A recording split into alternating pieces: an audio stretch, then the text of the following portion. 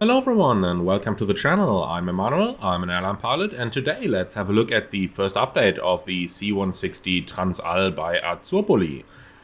I really have to commend Azzurpoli for listening to a lot of suggestions, and their first update had really brought a lot of good new stuff. Not only did we get a much more extensive manual, but they also improved the aircraft systems quite a lot. So that's something that I'm really looking forward to in today's flight. We are going to take it IFR. However, let me spoil you already. The plane is not completely IFR capable like you would expect it from any airliner yet. It still doesn't have an FMC. However, they went ahead and added a GNS 430, which was one of my suggestions on my last video, which I really appreciate. So, we're currently standing at Geilenkirchen Air Force Base, and the plan for today is to fly it over to Ramstein, both of them in Germany, and using sceneries from flightsim.to, which I can really recommend. So let's have a quick look into today's mission profile. We're going to use the Navigraph charts for that. So here's our mission. We're starting at Geilenkirchen up here, close to Maastricht, and we'll fly our departure. From there on, we have a course directly towards Nurvenich-Vioir and then down southbound towards Marpig intersection, from where we're going to fly the ILS-09 at Ramstein. So that's the idea of what we're going to do today, and I'll take you through the procedures in a little bit more detail a little bit later on. Let's very quickly have a look at the improvements they did to the product manual. And at this point, I'm not only going to look at the product manual, but I'm also going to give some recommendations for some further very useful reads if you're interested in flying this aircraft. So, we're currently at revision 7 of the manual already, which means that there has really been a lot of stuff added. And not only did they improve the system's descriptions, for example, if we have a quick look into the fuel system, then we can see that they have added descriptions on how to pump fuel from one tank to the other, like over here. So that's something that I criticized in my previous video as well, which they have improved upon. So this is going to be really useful. Going on from there, however, the probably most important thing there that we have in the manual is going to be just beyond the normal procedures, and that is the performance tables which they have added. Also something that was missing previously, but that they improved upon on this update.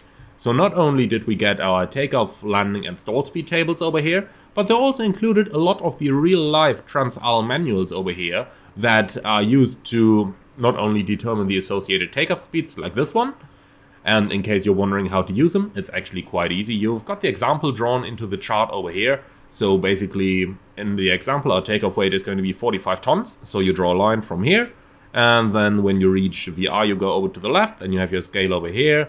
Then V2, go to the left, have your scale over here, climb speed, go all the way up here, and then go to the scale over here. And in the example, we can see we're getting speeds of 108.9, 111.7, and 130.6.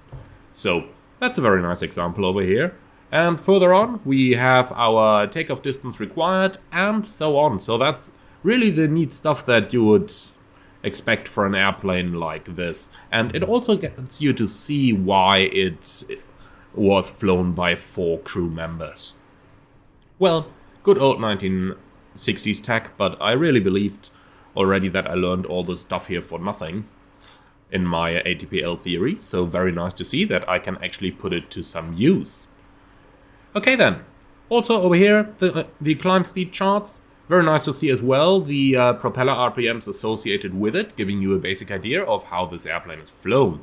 So like this, you can basically get all your different data. They included a lot of graphs over here. Probably right from the real-life aircraft manuals, I don't know. They certainly look exactly like it.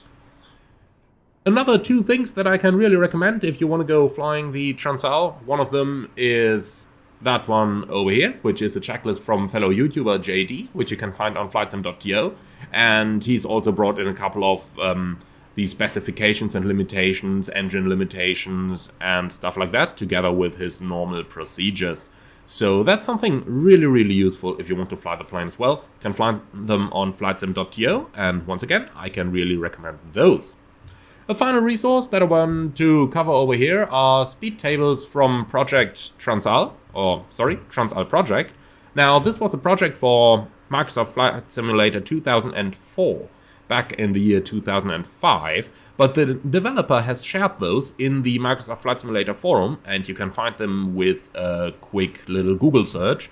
And even though they are in German, I guess they are kinda self-explanatory over here. For example, for takeoff, at 44 tons, using flaps 20, you get VR 108, V2 111, then climb speed 130, and so on. Kurzstart and Kurzlandung, by the way, is short field takeoff, short field landing, and you can see over here they're made for a flap 30 takeoff, and they give you the respective speeds as well. So that's pretty much the documentation that I wanted to cover at the beginning of this video, because it does come in really, really, really handy. Okay, with that covered, I would say we go straight towards our airplane and start loading it up. Welcome to the flight deck of the C-160 TRANSALL.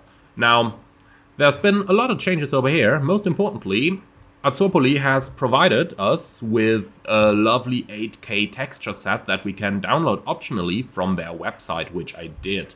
So today you will see me flying with the 8K textures, and just to give you an example of what they look like, if we zoom in all the way over here, we come in really close, then everything is totally crisp on those instruments. Something that looks really good, and that I personally did not even notice any frame rate impact upon. So I really didn't feel any frame rate problems with this. Okay then, the first thing we're gonna do, I would say, is we have a look into our electronic flight bag, where a couple new options have been added as well. And not only do we have some options here to disconnect and connect the ground power now, and to quickly switch our airplane state, but the most important things over here is probably this, which is the ability to add the GNS 430. This is the default working title GNS, which comes with your simulator, and you can find it on the overhead panel up here. Now, this is currently pretty much an isolated gauge, so everything you do within it is going to be, well, right within it, so you cannot send any navigation data to your HSI yet. I really hope they are going to do that in a future version. However, it is better to have something than not to have it, is it? Okay, apart from that, there's really been a lot of fixes. Something that I really appreciated is, first of all, the ability to properly transfer your fuel now. And the second one is the pressurization system working properly now. But we'll see that in action in flight later on.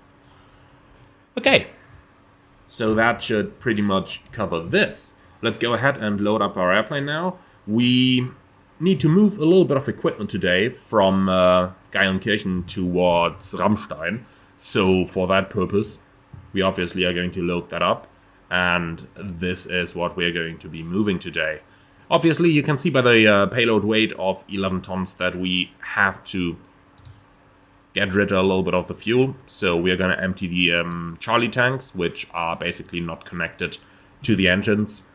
Let's see if that's sufficient already. Yes, it is. 49 tons of takeoff weight, so that is just about perfect. Alright, and with that, we are pretty much ready to go. So I'm going to hide the EFB once more, and I will follow the procedures from the original Autopilot manual. So just in case you're wondering, these are from the Autopilot manual and not from JD's checklist. So, fuel valves, open as needed. Those are located up here and up here. Battery 1 and 2 on. Now, these are actually meant to be operated by a flight engineer, so technically speaking, I would be sitting in a position like this when I'm doing this. So, battery voltages over here, checked and looking good. Fire detection system test. We're going to start on the left side. Do the APU.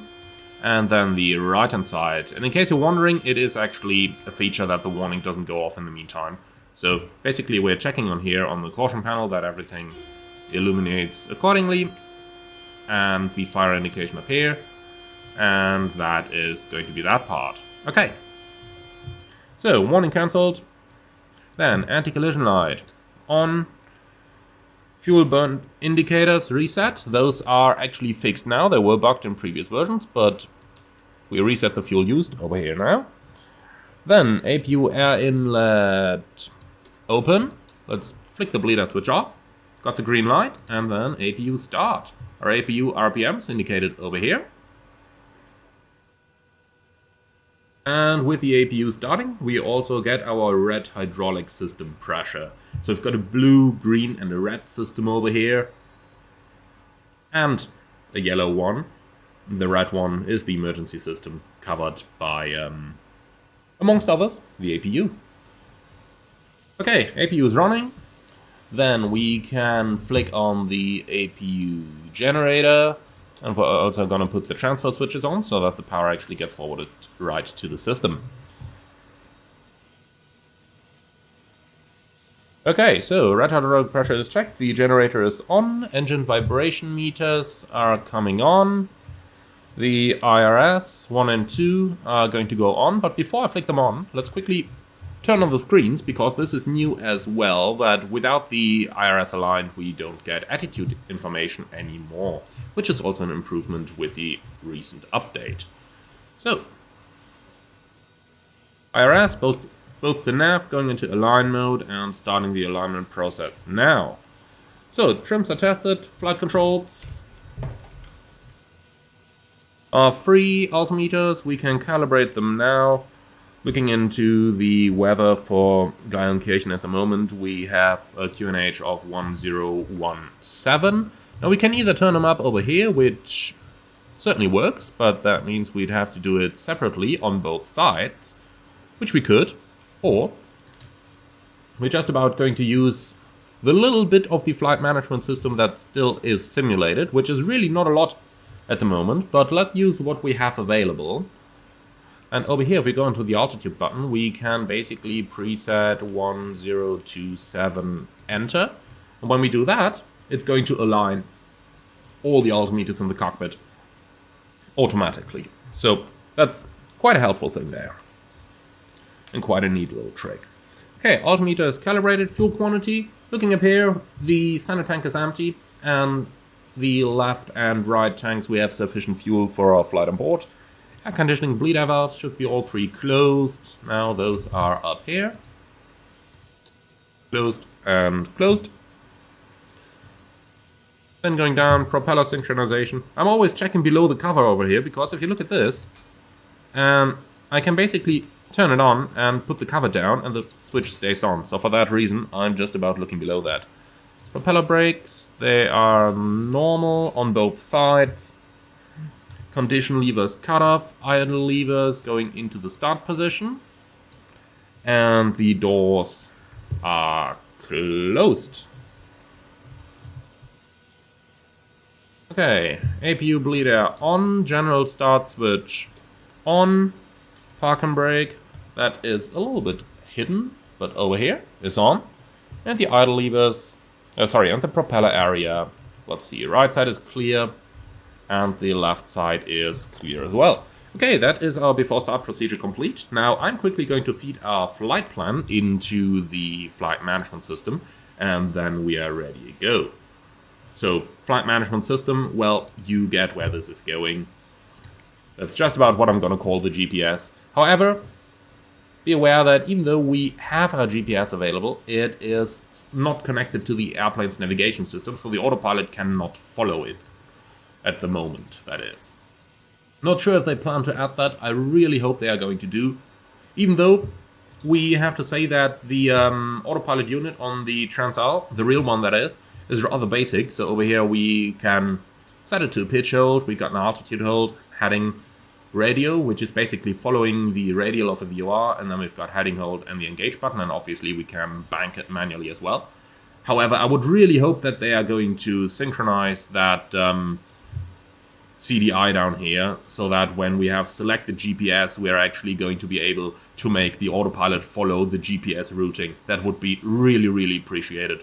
It might not be 100% realistic, however, we're flying an airplane that had a separate navigator station in the back there, and we're basically flying that single pilot, so it would be a really neat opportunity if we had this available.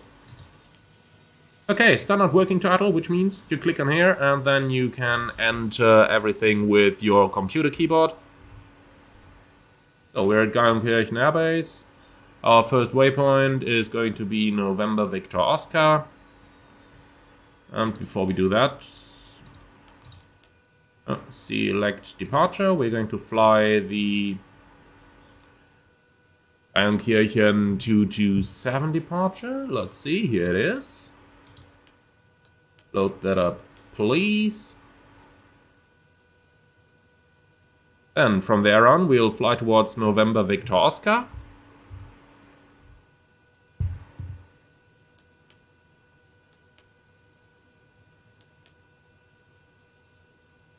Our next waypoint is going to be Mapik. Yeah, that didn't work. Let's try that once more. Mapik.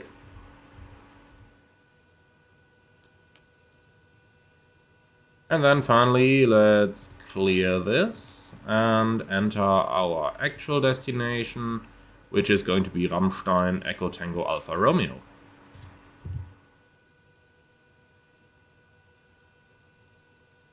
Here we go, and for the approach, we choose the ILS approach runway 09 from Mapik. Load that up, yes.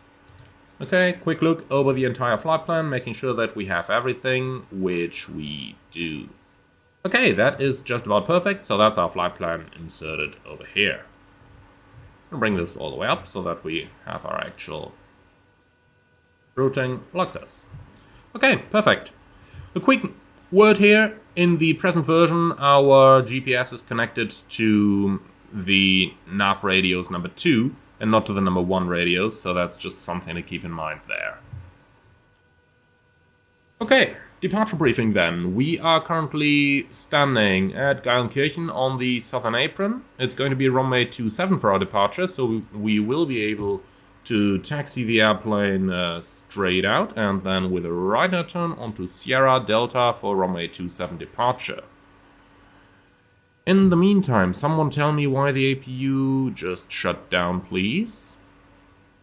Is it because we don't have fuel in the Charlie tanks?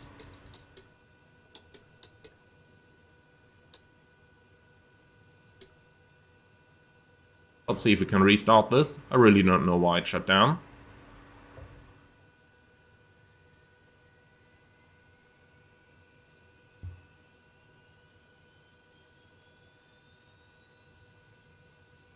In the worst case, if we can not get the APU running, we're just going to use the ground power for the startup, even though I would for sure appreciate to have the APU running as per the manual.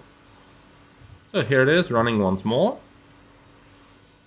Just about gonna keep it at that, and well, then we're going to start up the engines first and do our departure briefing second, just to be sure that the APU doesn't shut down again.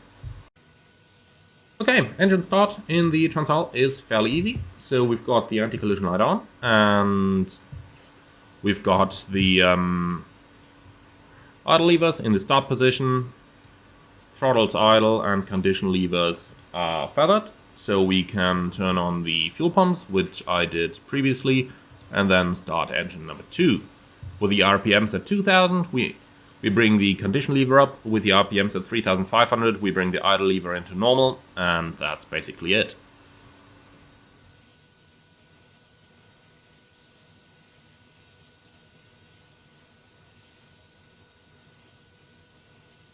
Okay, RPMs at 2000. Here we go. I kinda tend to move the lever not far enough. Okay, 3500, the idle lever goes into the normal position.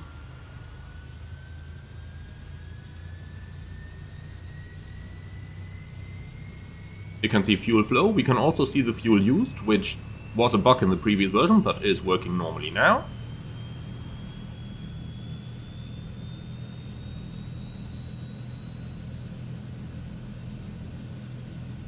And here we go. That's a good start on number 2. Let's start engine number 1.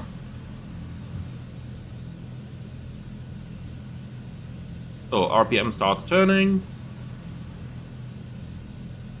2,000 RPMs, we bring on the condition lever into low idle, and 3,500 the idle lever into normal.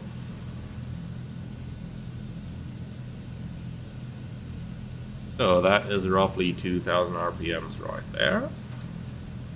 Condition lever into low idle. Got the fuel flow coming up. 3,500.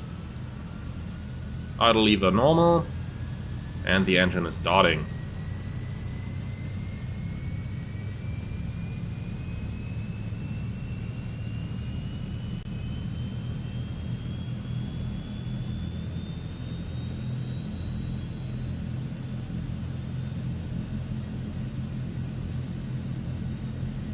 Okay, that's 2 good starts. And with that, we can go ahead and turn on our generators. I'm going to move to the flight engineer's position here once more. So, generators on, the transfer switches over here can go off. APU generator off. And that is that. Then back to the captain's position, we quickly test the spoilers. Got the aero brake indication up there in the PFD. Spoilers checked, flight controls, we do them once more over here. Trim is set to the center position. Hydraulic pressure. Everything over here is checked. And that's the after-start procedure complete. Okay, with that, let's quickly go ahead and talk about the departure briefing now that we have our power assured.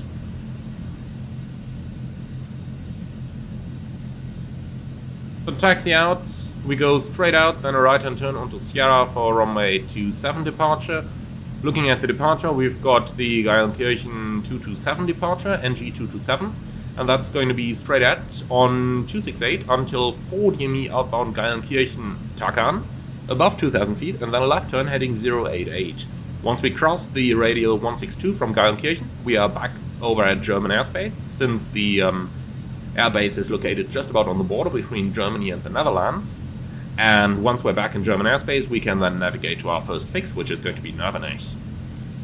Transition altitude 5,000, DME required, emergency safe altitude within 100 miles is 4,200.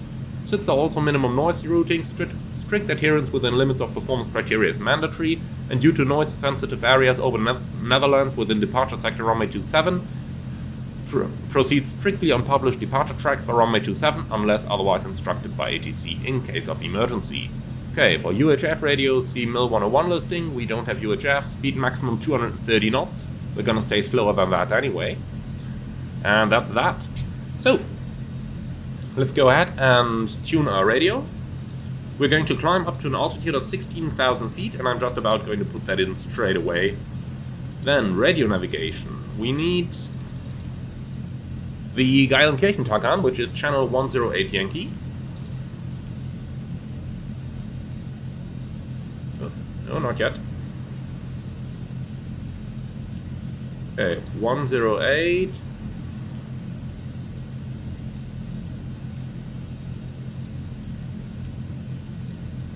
Yankee. Enter, and that is active. Let's see if we actually get any indication up here. If we can even get an indication up here. I'm not 100% sure if Takan actually works, but there was something in the changelog that told me that it should be working, so let's see about that. Here we go, number 2. Selected Takan. Very nice, it works. So, we are looking for a track of 268.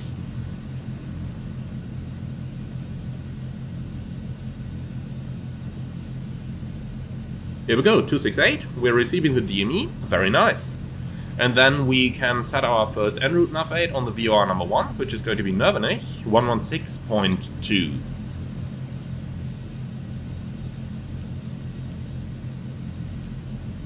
(116.2), enter, and we need that on the other side as well. 1162, enter. Okay, cool. So So that is our radio setup completed. Climbing initially, well, let's say we're gonna go all the way up to Flight Level 160. There is no initial climb published over here, so that would be from air traffic control. Okay, very nice. And with that, we are all set up to go. Let's turn on the taxi light.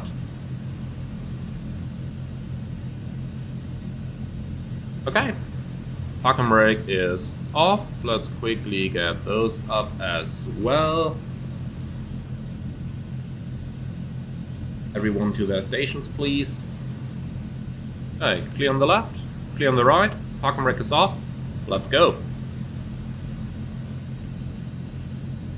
Tiny bit of power is all it needs, and the plane is going to start moving. Here on the left, the AWACS are stationary, and there's nothing coming. Clear on the right. Wonder who parked that 787 over there.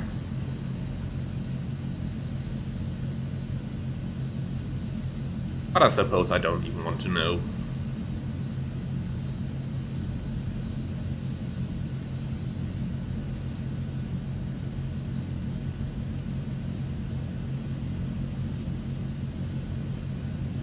And we are on the way. So just a very quick hop here over to Ramstein. Shouldn't take more than 35 minutes, I suppose. But then again, we'll see about it. Maybe we are going to encounter something special en route. I don't quite know that yet.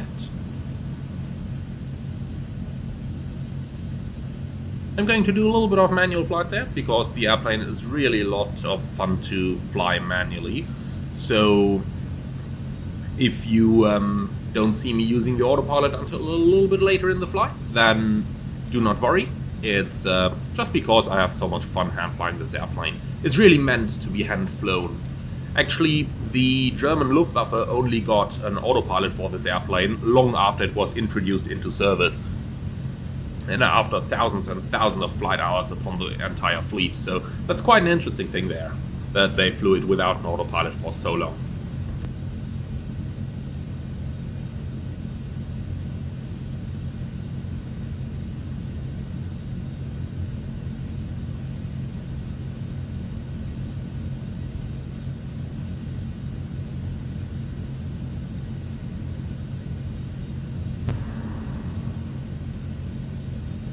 Okay, slow it down a little bit.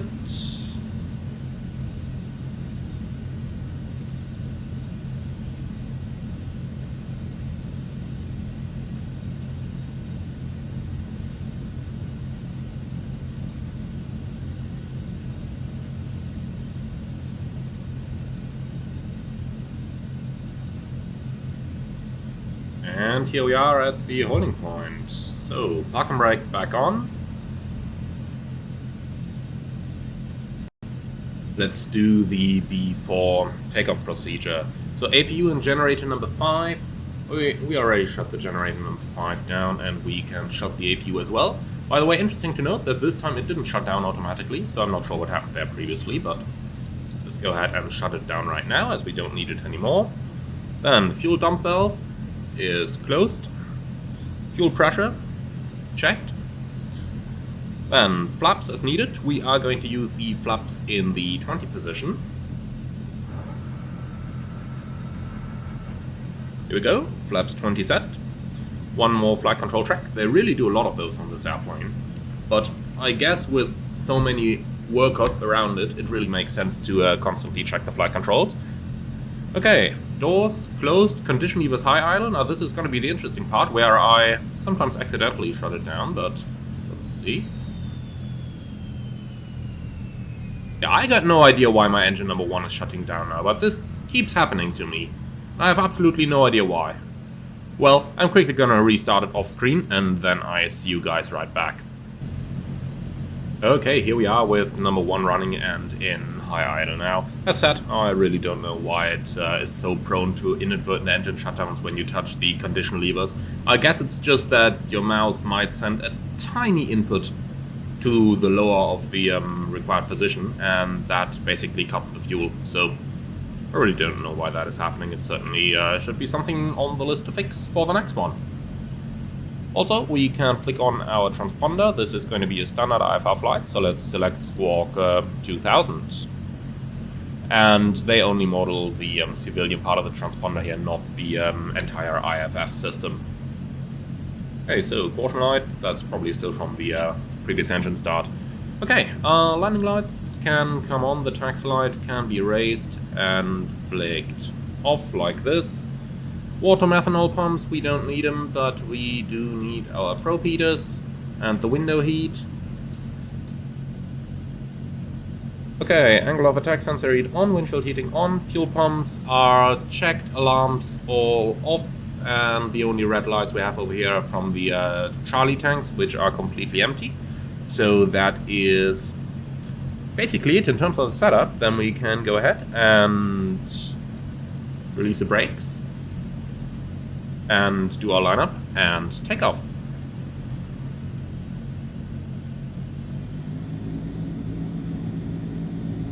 For good measure, I'm going to flick on the weather radar screen. Not that it would be simulated, so that's just an empty screen there, but still nice to see.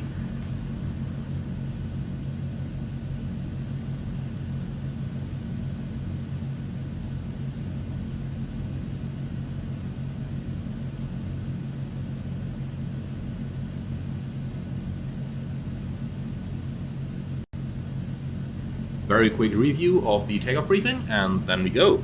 We're going to climb on the radial 268 from Geilenkirchen-Tackern until 4 miles, above 2,000 feet, and then make a left turn heading 088. So enough setup for that is basically, well, we can already pre-select the heading of 088, and apart from that we are good to go. Obviously the runway is exactly the right point when to do this, so no comments on those please. Okay.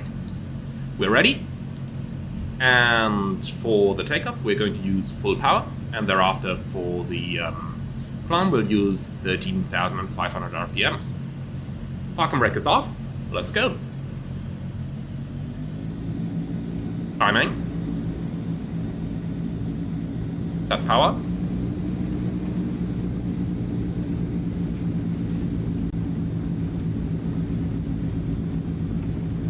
Power set.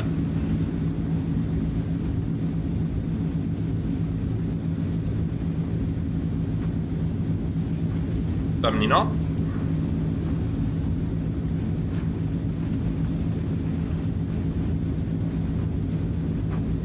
V1. Rotate.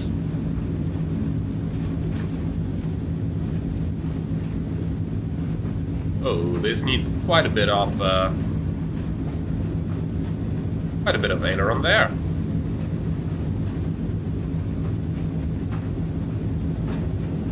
That was interesting. I just couldn't get the nose up. Okay, gear up.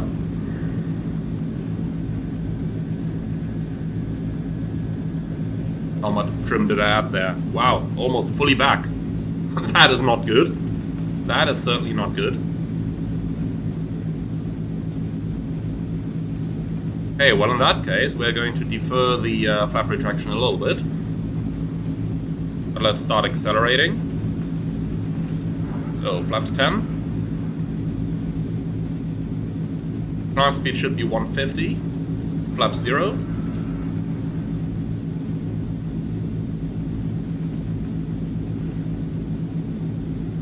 Okay, let's join the outbound radial.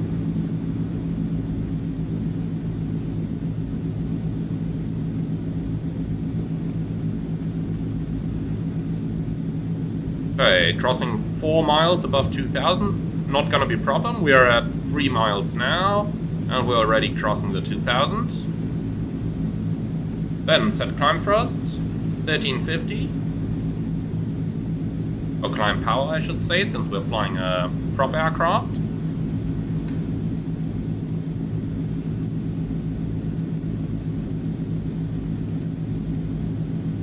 Okay, 4 miles, starting the left-hand turn, heading 088.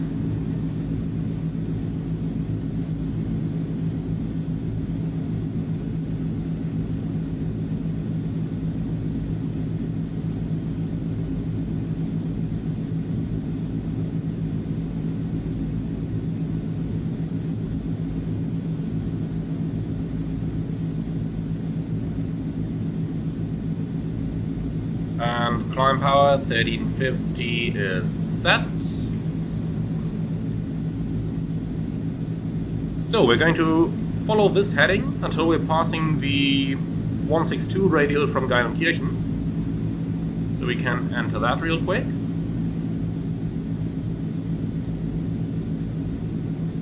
Course 162.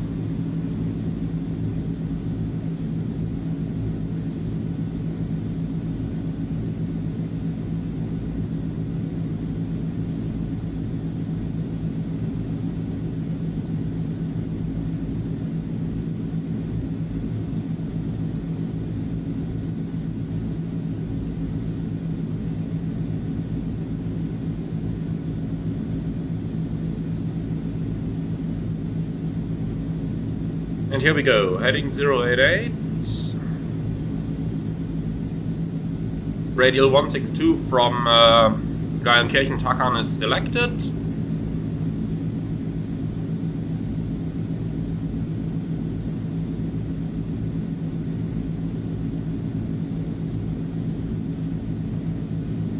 Transition altitude.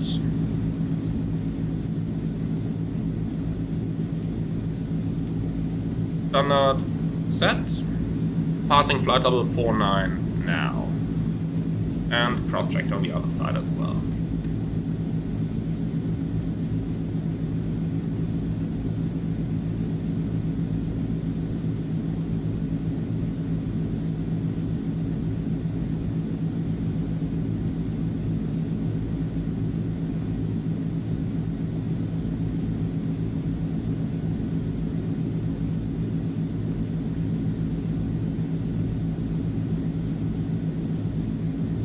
Okay, well, we're flying straight ahead right now. Let's use our chance to engage the autopilot. I did have the experience that it is quite wobbly when putting it on at first, so let me just try to get that done halfway decent. But you will notice that the nose is going to move quite rapidly. Autopilot on, let's give it a pitch input. Yeah, that's what I meant. It tends to really... This is shite. Come on. Don't do that.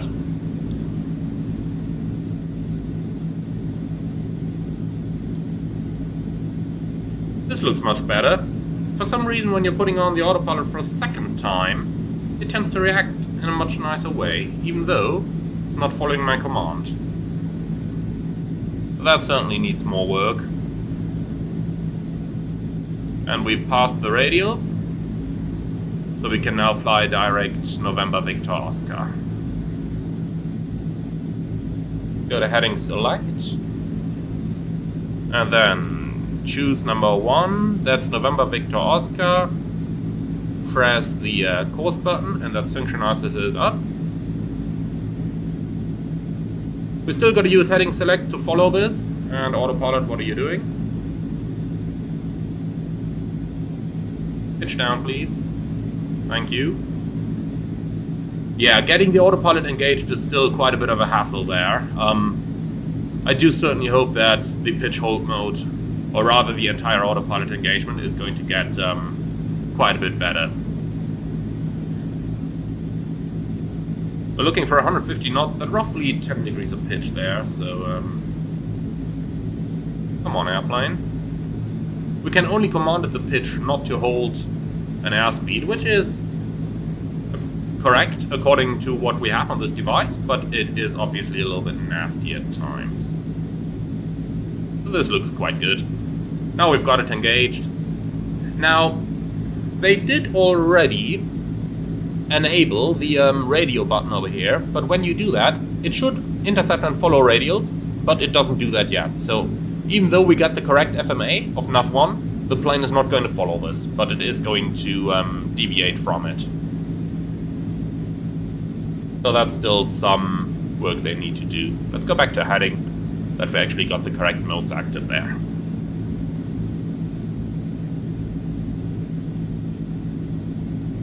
What's also a little bit surprising is the low rate of climb that we're getting here. The engines are set to climb power, but we only get like 1,000 feet a minute, which seems a little bit little, if you ask me.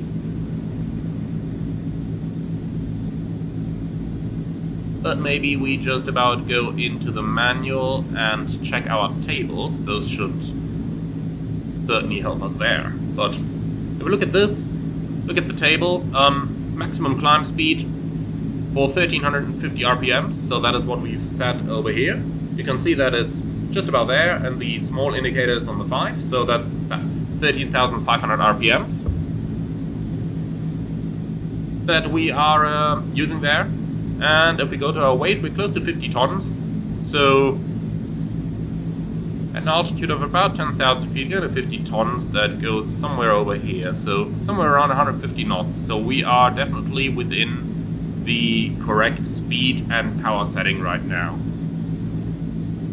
It doesn't tell us which climb rate to expect. That is a little bit unfortunate, but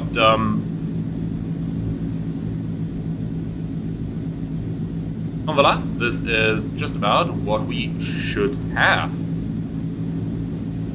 Another thing there is that in the checklist, it never really told us to put the air valves on, so I'm just about going to do that myself now. However, the pressurization system seems to work quite well, so it's climbing at 500 feet a minute on the cabin, and it's passing 4,000 now. You can see our differential pressure is slowly building up, and what's new in this update as well is that we can change the target cabin altitudes over here that was inoperative previously. So I've set the target of 5,000 feet now, so this should come up another 1,000, and then let's see how this is going to go. Actually, I might just about set it up to 6,000.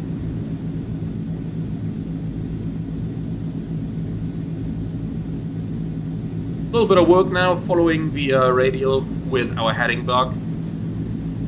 What we can do, if we have a look at the wind up here, coming slightly from the left at 11 knots. We might need a little bit more of a left angle there. Passing 10,000, the landing lights can come off. If you look at our flight plan down here, now en route to November Victor Oscar, might just about activate that. And from there it's going to be 167 course, 81 miles towards Mappic.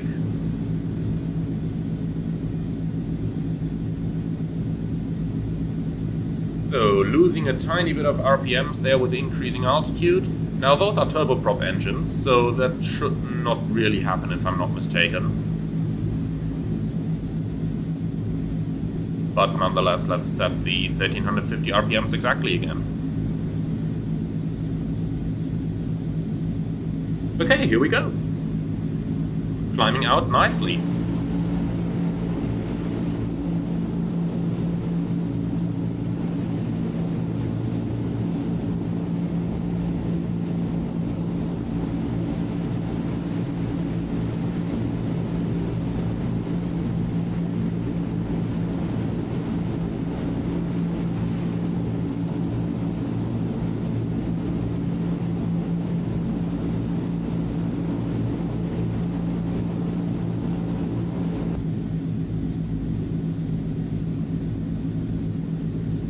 We're approaching Nürburgring VOR. I'm just about using some very slight corrections here because we don't have to overfly it exactly.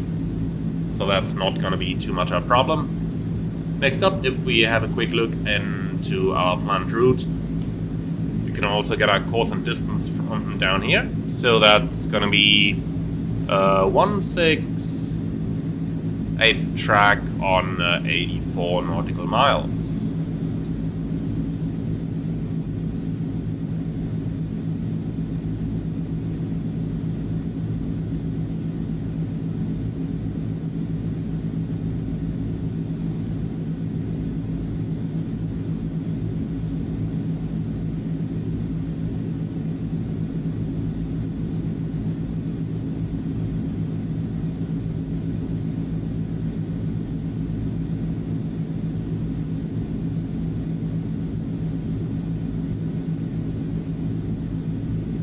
So we're approaching the beacon.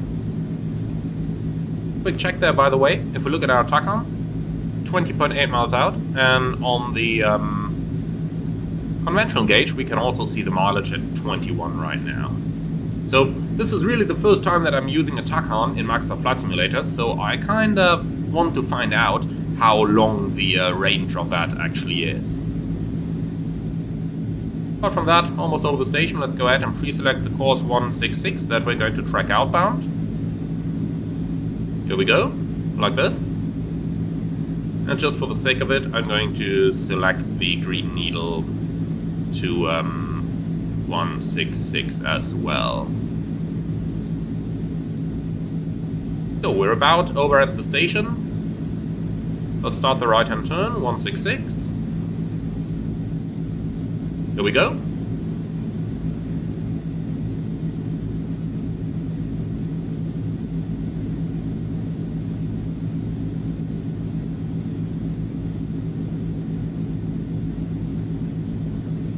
Passing over at the cone of silence over Nürnberg VOR.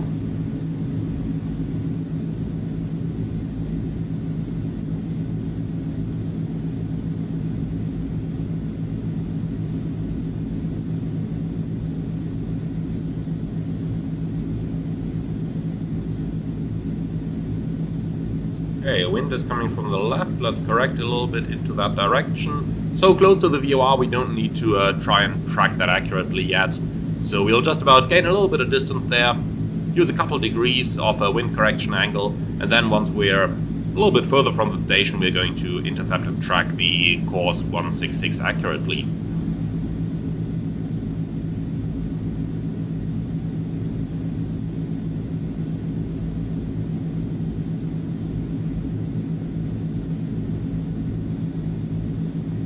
In the meantime, let's see if we can already tune in our Rammstein Takan, which is going to be channel 81 X-ray. So the way you do this is you select 81, then you take the number key where the X is on, like this, and then you press that button over here, which basically selects the rightmost letter from the letters on top. So, like this, enter. 81X. Do we get it? Do we get something? Yes, we do. Okay. So our mileage to Rammstein is now 86. So that Takan is working as well. Nice. Okay, 6 miles out from Nürnberg VOR, so we can kind of start intercepting the radio now. Let's turn 3 degrees further to the left. And then you will see that since we're still so close to the station, I'm just using very minor heading corrections there that are going to bring us on course to intercept the radio. So, since we're so close, no need to rush, especially since we are within the full-scale deflection already.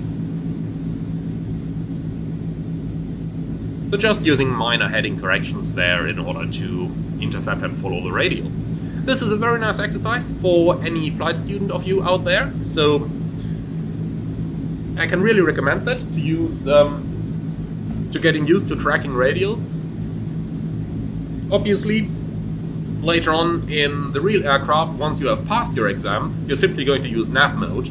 But before your exam, this is something I did quite a bit as well, which made my practical ATPL quite a bit easier, which is basically just, you know, intercepting and following radials, flying some conventional navigation and stuff like that.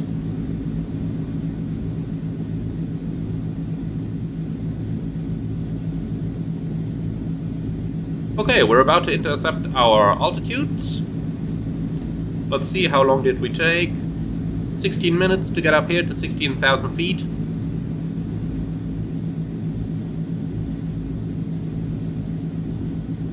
Here we go, altitude mode has engaged. The plane is slowly approaching the target altitude. Looks very good to me.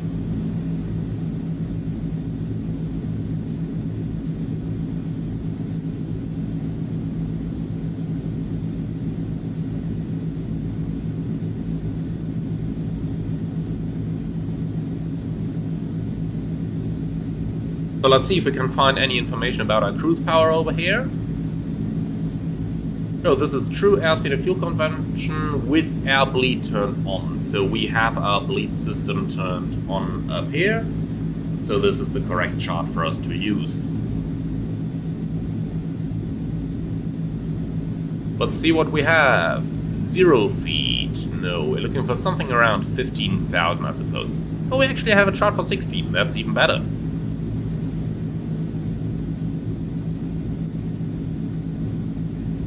So, let's see what we have. Aircraft weight is close to 50, so we basically will go all the way to the maximum. We're looking for the highest possible speed, so that leads us somewhere over here. And now we can basically do the same for the different kind of power settings that we're looking for. Now, we're going to go fast, let's say 13,500. We are just about going to keep this power over here.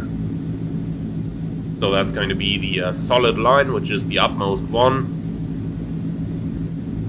So let's see what we're going to get. True airspeed looking somewhere over here, and then the reference temperature. I'm not 100% sure where to find the thermometer in this airplane, so I don't actually know what the outside temperature is right now, but let's say we just about go somewhere over here. We should end up doing some 230 knots, something of the likes of this. If we just about go to the ICAO standard temperatures.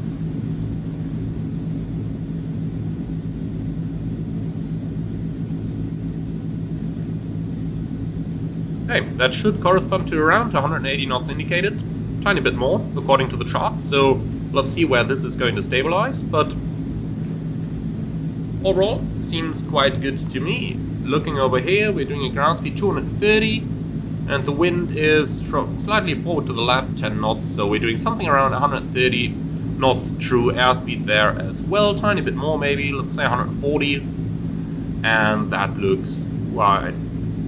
let's say 240, and that looks quite good to me. So the airplane is doing what it is supposed to do. In the meantime, we can have a quick look around our cockpit in the cruise.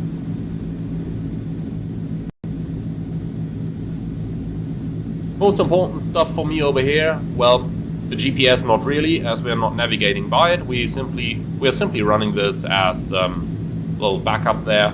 Seems to have some problems as well, like we overflew Nürnberg. Why is it still taking that as active waypoint? Let's say direct to Marpic.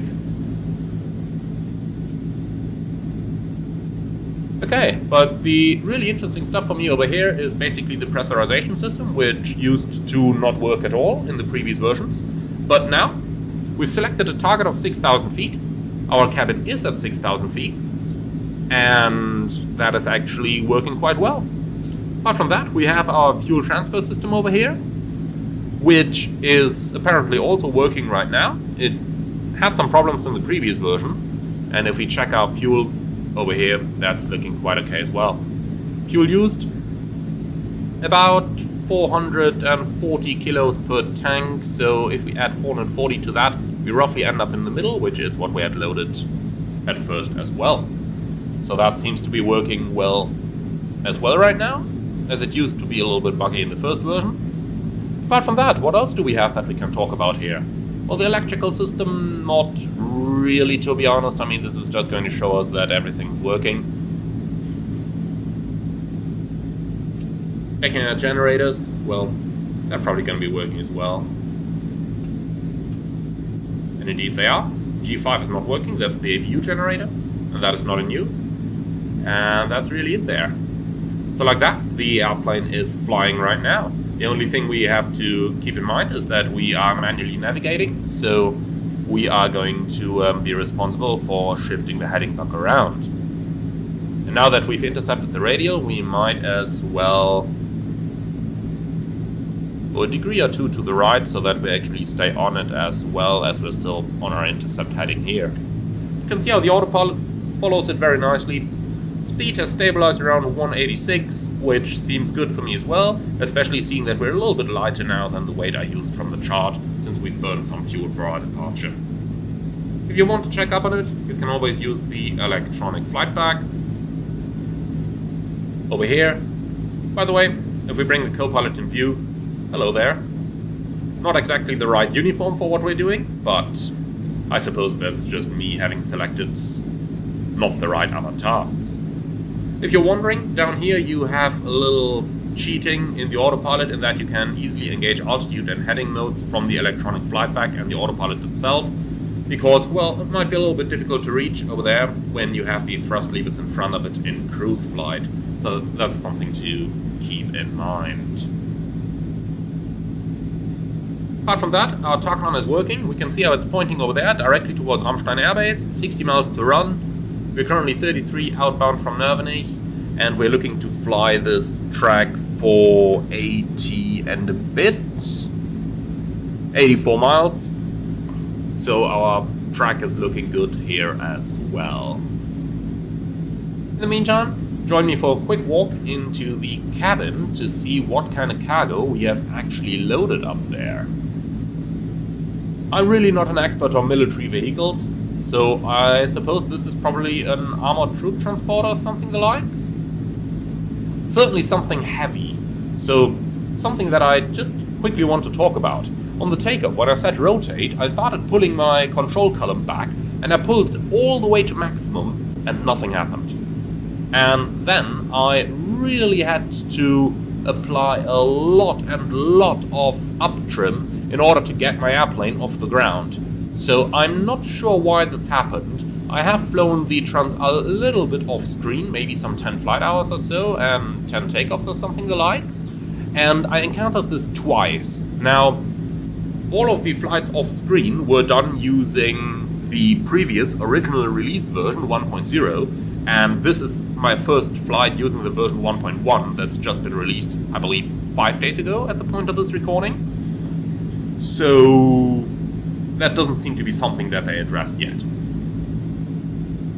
Apart from that, however, another thing that I just about noticed, the release version always had the red landing gear and transit light illuminated. That is not the case anymore. So that's another bug they fixed. I'm not going to go into any complex fuel management stuff over here, but let me give you a very quick explanation. You basically have 3 tanks per wing, as you can see over here, and the tanks A and B are connected to the engines. You can see that down here on our fuel pumps as well. You've got the A pumps and you've got the B pumps for each side. And the tank C is one that was added to the airplane in a later version and not in the first version. And the C tank is not connected directly to the engines. For that reason, if you want to use fuel from tank C, you kind of need to follow the principles that we've drawn on the fuel transfer panel up here. So tank C not connected to the engine, so we've got to pump it all the way around into the tank A. And that is how you can use your fuel from these tanks. So that's probably a topic for a whole separate video. Not sure if I'm going to do one yet, but it certainly would be. Okay, and that's pretty much all we need over here. So let's get rid of the electronic flight pack once more, and we can already start planning our descent.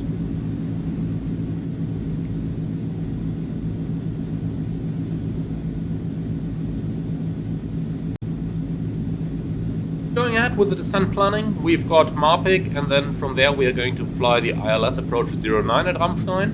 If we have a quick look into the weather, we can see we've got wind 050 at 11, gusting 18 knots. The sky is clear, altimeter 3022, which equals 1024 hectopascals. So that is the weather that we have. Now, for the approach, we are heading towards Marpig right now, and from Marpig, we still have 21 miles to run to the Ramstein Takan.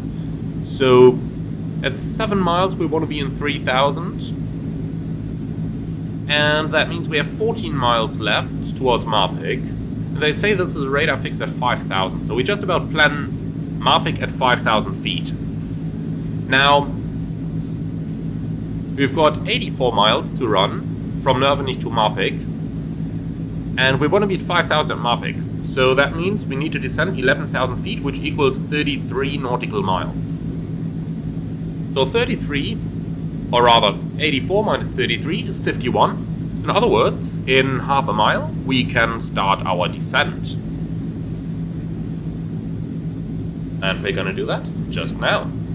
We're looking for an altitude of 5,000 feet. Enter. And when we change that, the airplane is going to start the descent by itself. However, to give us a little bit more control about what it's doing, we might want to help it a little bit. So, take it out of altitude mode. And then we just need to pitch around a little bit. I don't know why it's trying to return to its previous pitch. That is certainly not logical. Come on, get me descending. You can see I'm playing around with the pitch target button over here. A little bit nasty that we have to do this way. Anyway, our ground speed is 244 knots, so roughly 250, which means multiplied by 5, we're looking for a descent rate that's somewhere in the region of 1,200 feet a minute.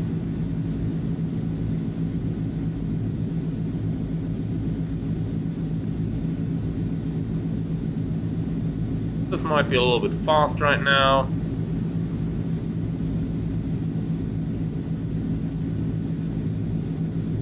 This a little bit slow.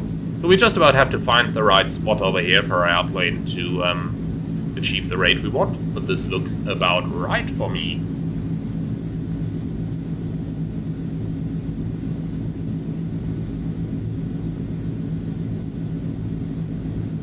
Come on, airplane. Can use a little bit more as well, since we had that little unfortunate climb there in the meantime.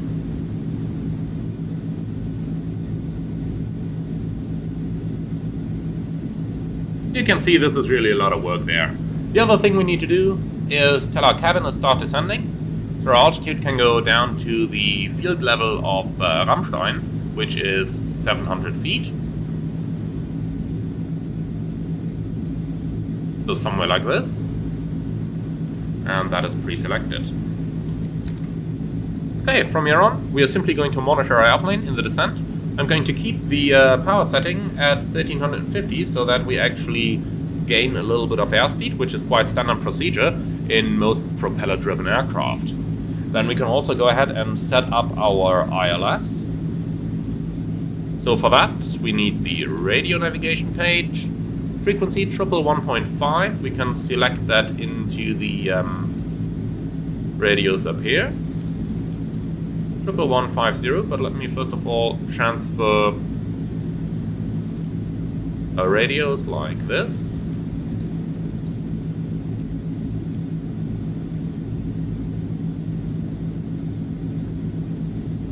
Okay, I just about want to play around with something because I haven't actually used it. Yep, so if we click the pre-select button, it's going to go into pre-select. If we don't do that, it's going to go active. Okay, so that's a little bit different from the previous version as well. I'm going to select the ILS on nav2 already, and we're going to use nav1 to navigate towards Mapik.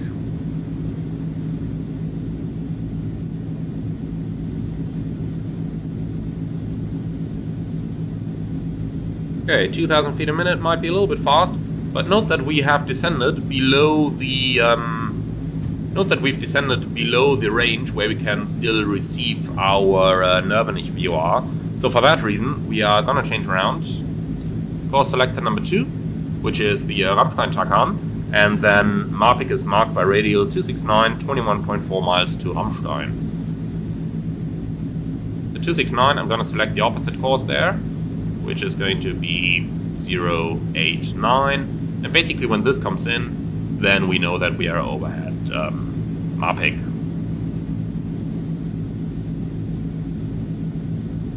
Now if you had a navigator on board, he could do the triangulation here to determine your distance towards Mapik. But honestly, for me that is too much work. Just a bit too much work. I'm just about going to reduce our rate of descent here a little bit once more.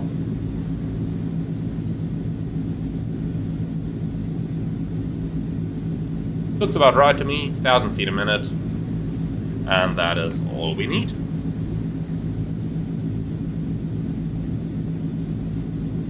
For the ILS approach itself, 111.5 pre-selected, 083, we can already select that on course number 1.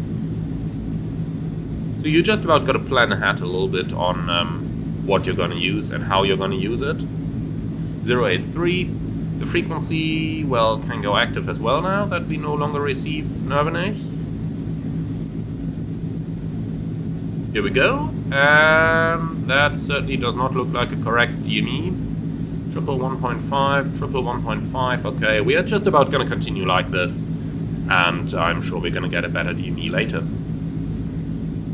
In any case, the interesting for us right now is the Takan, so for that reason I've selected Takan up here again. Okay, minimums for the approach, Cat Charlie 960, and that is all we need. Perfect.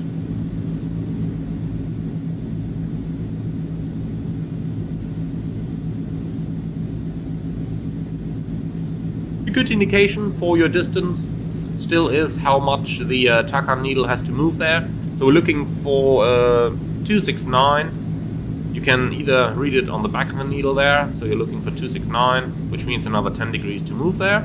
So that should come in, well, rather soon. Or you can just look at the front and you're looking for 089 course. I've also selected it on my HSI over here so that we can use that. Also, since we're going to descend below the transition altitude now, let's go ahead and select our altimeter, 1024.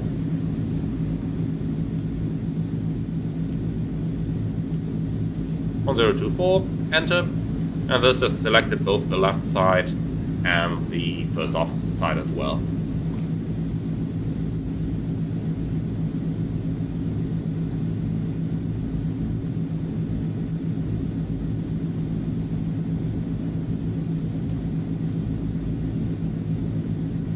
Okay, we've got our TACAN coming in. Once we pass that, we turn left on heading 107, and that's going to be our intercept heading for our ILS. So stand ready on the heading button. We are below the glide slope already, that is very good, and I'm going to keep the speed up for now.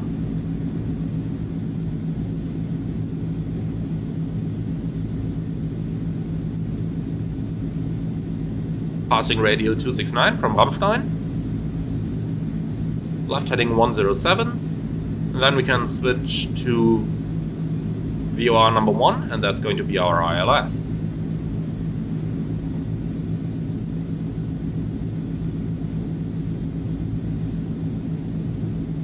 Missed approach is going to be 083 outbound Rammstein for 17 miles.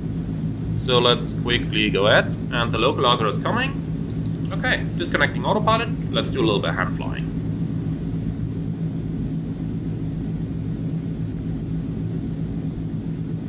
I just about wanted to select it 083 on the TACAN there as well. Here we go.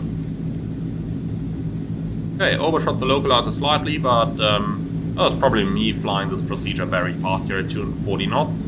Put me nicely below the glide, so that's no problem catching it at all. Here we go. Landing lights on.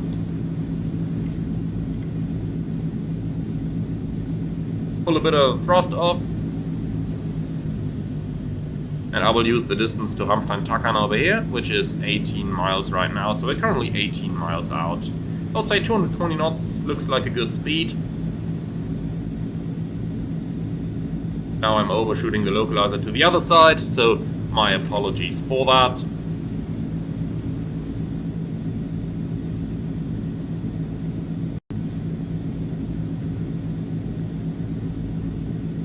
Overall, the airplane's manual handling qualities are really nice.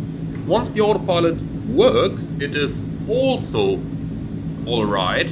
However, the engagement of the autopilot is really something at the moment that I'm not particularly happy with. So that still needs a little bit of work there. Once you got it under control, and once it is no longer pitching, the thing is very good.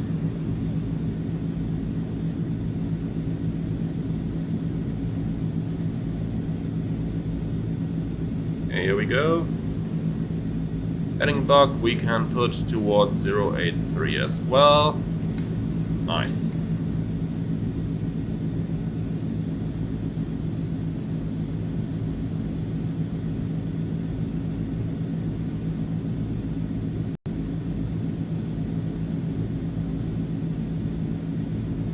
Okay, we're established on the ILS. Doing 200 knots here, so we need about 1,000 feet a minute in order to maintain our glide slope. And we can slowly see Rammstein coming up ahead already.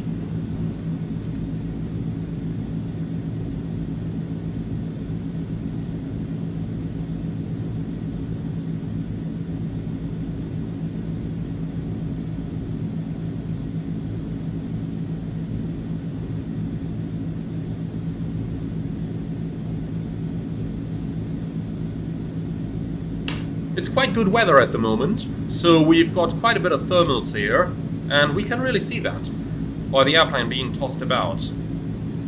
So 10 miles out, 200 knots. I'm going to reduce power now.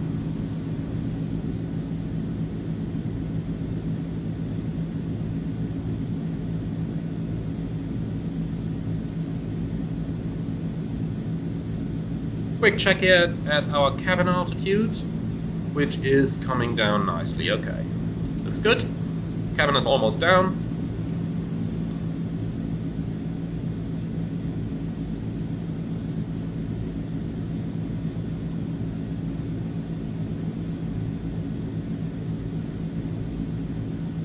Speed is coming down nicely as well. About 160 knots. Let's go flaps 20.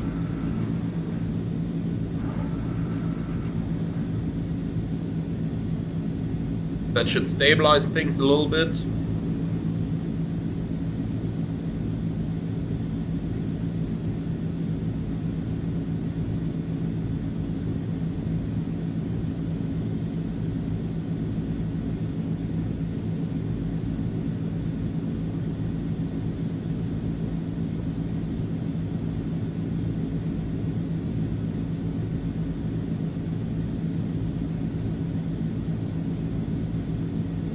We're looking for an approach speed in the region of about 130 knots there. That should tiny bit more, 135. And final approach, we can bring it down to 100 roundabout.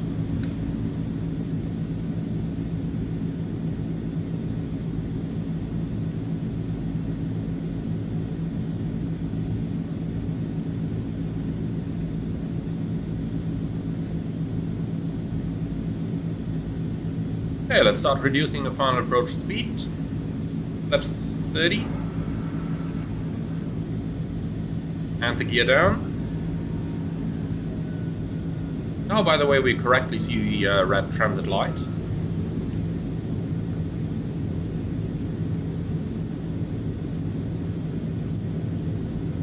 Flaps 40.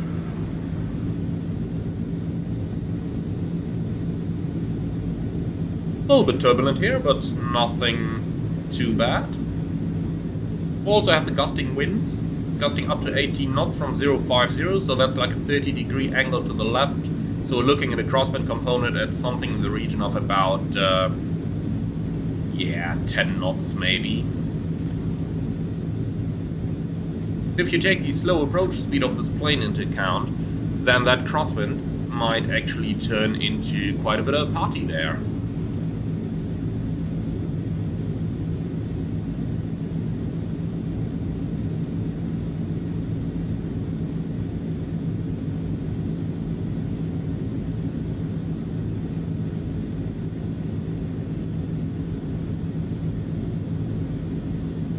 Okay, let's get the speed further down.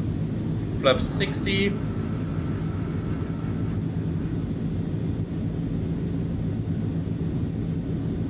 going to use 120 knots for the approach initially.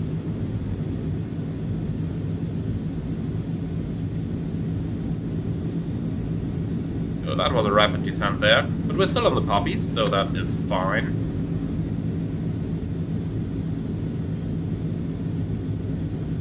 Unfortunately, we don't have a radio altimeter in this aircraft, so that is a little bit of concern there in flaring the airplane. Now, in real life, obviously, you could ask your navigator to call out the altitude for you, but we don't have that option here.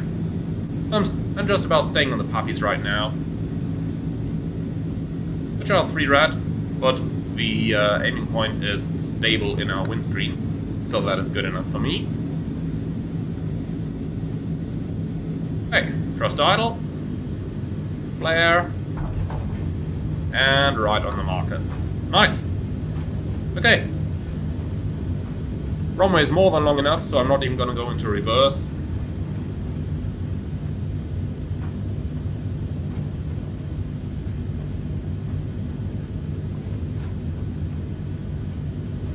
We've got our first exit coming up on the left side there.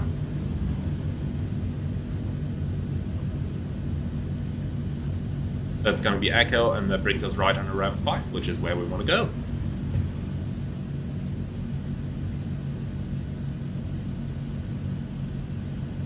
Okay, welcome to Rammstein.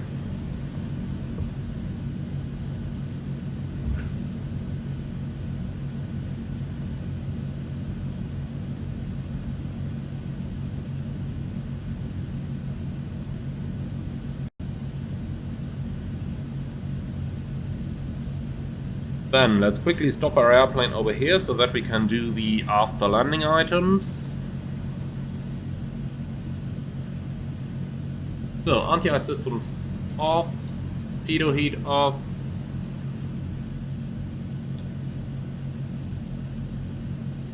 Window heat off, taxi light on, landing lights coming off. Flaps up. Spoilers in, trim, neutral, and then front fuel pumps off. You might want to do that on the other side as well. Here we go. Yellow hydraulic pump is off, and that's pretty much it. Okay. Then we are gonna park next to the C-17s over there.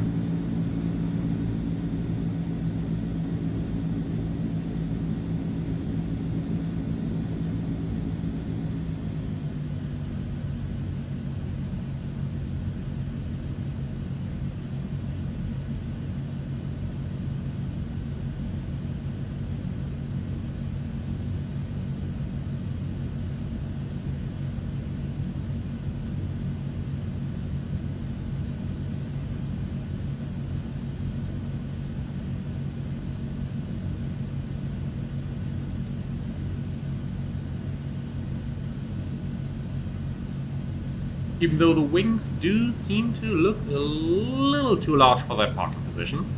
So I might just about keep the plane a tiny bit over here. Let's see what that looks like. Yeah, it was the right decision to go left of the center line. That certainly was the right decision. We're gonna park over here behind that other one.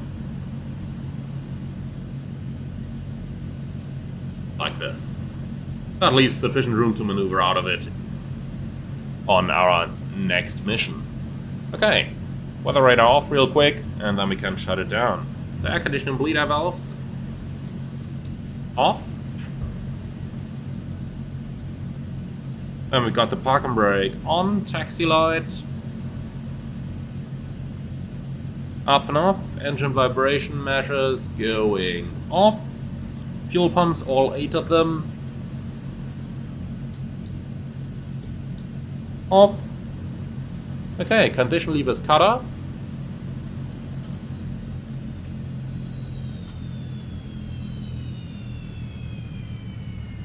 Like this. Now we're gonna wait until the propellers are stopped, and then we can switch it off. In the meantime, let's go ahead and open the ramp.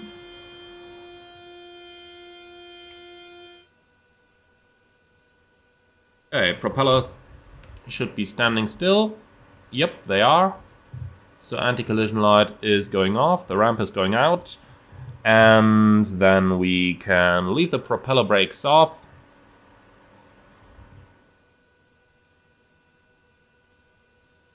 IRS is off, and then we can shut the airplane down. Okay, well, thank you for that logbook. I have no idea why you are opening now, unless Asobo has messed over my settings once more. But that's gonna be it. Welcome to Rammstein. I do certainly hope that you have enjoyed this one. If you did, do let me know in the comments below. Thank you for flying. If you want to support what I'm doing, then I would appreciate to see you as a channel member, and if you don't want to join the channel, you can always make a one-time donation through the Buy Me Coffee link in the video description below. Thank you for flying, and I see you all again, hopefully very soon on the next one.